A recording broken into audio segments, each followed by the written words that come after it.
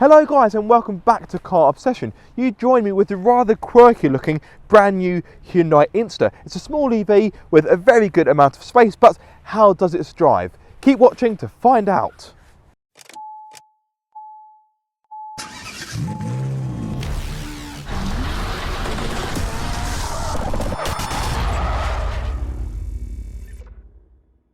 So I'll be honest, I wasn't planning or expecting to drive this car today. So I haven't done a lot of research on it, but I heard a lot of people talking about it, so I thought I'd give it a go. Therefore, I will need to resort to a few voiceovers. Now, the SMMT test day, which is where I'm at the moment, these days are very sporadic, and sometimes you jump into cars that you weren't planning to.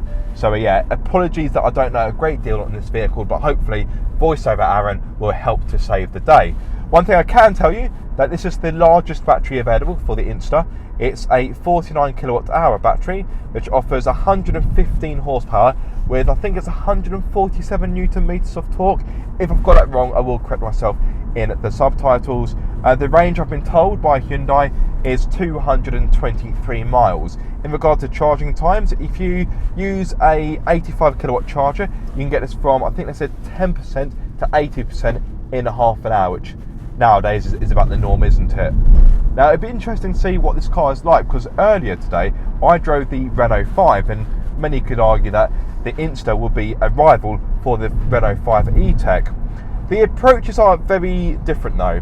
The Renault 5 is of course harking back to the 70s and the 80s of the original Renault 5, and it's a retro car in a modern package, if that makes sense, whereas this is much more contemporary and the inside is much more sober. And that isn't a bad thing, because you've still got plenty of kit. I do like the fact that you have quite a lot of buttons in here. You may think, hang on a minute, that seems like a negative, but there's far too many touch screens and whatnot in cars. And yes, I know I sound like an old man, but yeah, I like the fact there's still a good plethora of buttons in this car. Got a nice armrest in the middle, and you've also got two cup holders which are integrated into the driver's seat. Now, I will drop the 0 to 62 time and the top speed as a caption, although I'm sure many of you aren't that fussed about it. To drive, it's smooth. The ride is definitely more compliant compared to the Renault 5.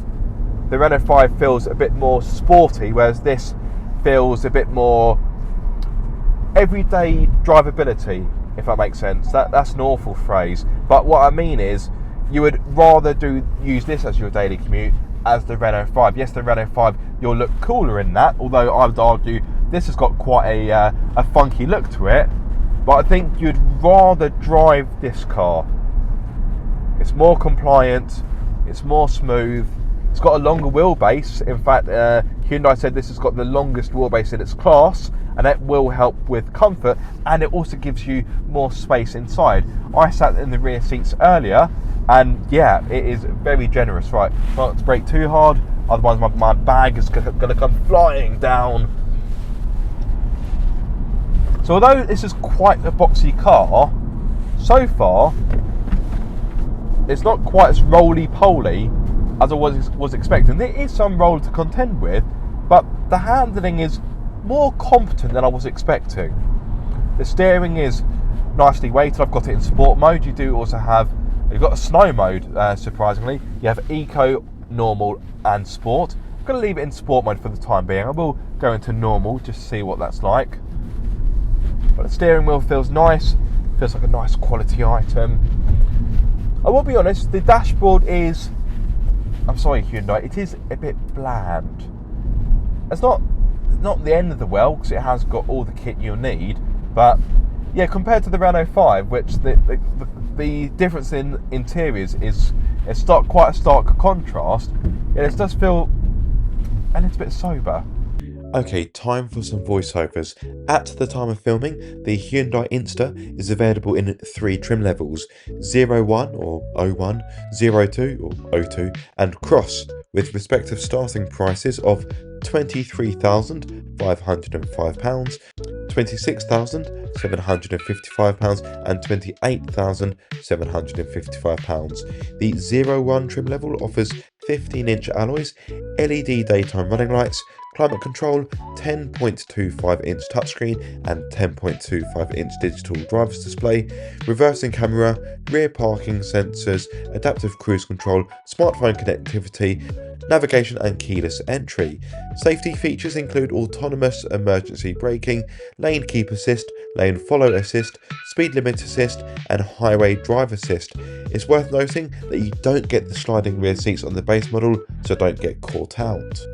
The car featured in this video is the 02 trim level, which is also fitted with the Tech Pack. This adds a vehicle to load internal 3-pin plug and a digital key. On top of the 01 trim level, the 02 adds LED lights, 17-inch alloys, heated steering wheel, heated front seats, roof rails, ambient lighting, auto-dimming rear view mirror, front parking sensors, wireless phone charging pad and sliding rear seats. Then of course you have the Cross, which adds features such as blind spot monitoring, surround view monitor, electric sunroof, Cross 17-inch alloys, Insta Cross design package and blind spot collision avoidance assist. Let's turn our attention to the batteries and charging times. As well as the 49 kWh battery fitted to the car in this video, there's also the choice of a 42 kWh battery, but that is only available on the base model. The 42 kWh battery has a range of 203 miles, whereas the large battery, the 49 kWh battery, has a range of 229 miles with the 15-inch alloys and 223 with the 17-inch alloys. In regard to charging times, if you use a 7 kW charger, you'll get the 42 kWh battery from 10% to 100% in 6 hours and 5 minutes. But for the 49 kWh battery, it is a precise 6 hours and 44 minutes. When using an 11 kW charger, you'll have respective charging times of 4 hours and 4 hours 35. From 10% to 80% using a 50 kW charger, both batteries will take 55 minutes to charge and they'll take 30 minutes to get the same result when using a 150 kW charger. It's worth noting that the 42 kWh battery can charge to a maximum of 73 kilowatts and the 49 kWh battery can charge at a maximum rate of 85 kilowatts. Good pace as you would expect from an EV. Yeah, the ride's definitely better in this compared to the Renault 5. And this is just pleasant to drive. It's pretty sure-footed, it's capable. Doesn't quite have the same charming or cheeky character as the Renault 5 E-Tech, but it's a pleasing car to drive. If I hit this pedal, I should be able to get the I pedal. I think I need to be in normal for that, so if I pull back on that, no, there we go, the I pedal, there we go.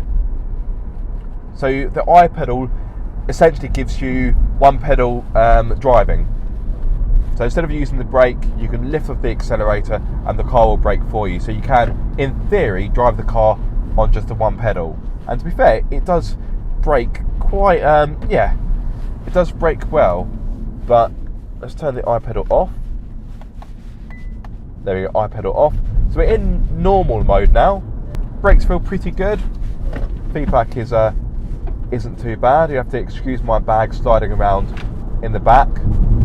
The boot isn't the biggest. Now, you can extend the boot by sliding forwards the rear seats, but you will have a bit of a trade-off between having a bigger boot or more rear legroom.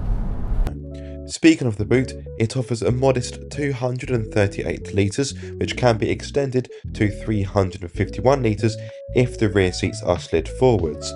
Fold them down completely and you'll free up 1059 litres. Note, because the base model doesn't have the sliding rear seats, the boot space is 280 litres with the rear seats up. Now look at this for rear space. I'm 6'2", so I'm of course a taller chap. But look at this! I could tap dance back here if I wanted to. Because the car's quite boxy, I have got loads of headroom. So if you're a taller passenger, fear not, the back of the Hyundai INSTER will probably still be for you. So that is impressive, and you've got a nice flat floor. Yeah, well done Hyundai, good stuff. quite good to drive. Wasn't really too sure what to expect from this. And like I said, this is a very ad hoc, impromptu drive that I hadn't planned. So yeah, I would have thought there'd be a few voiceovers in this video just to help fill in the knowledge gaps, which is what I'll call them. But hopefully I can get one of these to review for a week to see what it's like to live with.